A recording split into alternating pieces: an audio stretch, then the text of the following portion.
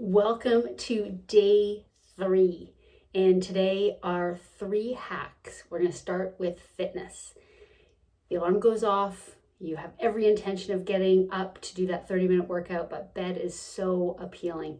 At that moment, it's so important to think about how you're going to feel when the workout is done. Put yourself at that position where you're done, you feel accomplished, you're getting to have a shower, and that hot water is going to feel so amazing, and your breakfast is going to taste so good, and you're going to have energy for the rest of the day. It's really important to have that forward thinking of how you're going to feel when the activity that you don't really want to do right now is done. I often say to athletes when they're racing and it gets difficult and there's maybe 10 kilometers left in the marathon, and I'll say to them, it's only an hour more of discomfort versus 72 hours of regret. Just get it done. Lifestyle hack. I've always liked to bucket like-minded tasks together. For example, I don't do phone calls every single day. I bucket those into certain days of the week because every phone call requires work after the phone call. And when I'm in the process of doing a phone call, I can't sometimes get my to-do list done, get my research done, get my planning done.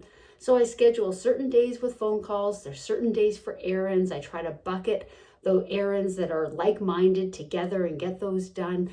I like to bucket my exercise together rather than stringing out workouts all day long because then I might not get them done. I like to bucket my coaching days and the days where I just spend time researching and getting things done and checking things off my list. And when I have a plan of attack, when I plan like that, I also try to turn off notifications. So it doesn't matter to me if an email comes in. I've got a task to do and I want to get it done before I go and check emails or check a text or, see what's happening on social media. So bucket like-minded things together. You'll find yourself that you're going to get into a rhythm. You're going to get those things done. And the product hack is a real simple one. And it kind of goes in along with the planning. I love to have a journal, and I have done journaling for well over 25 or 30 years.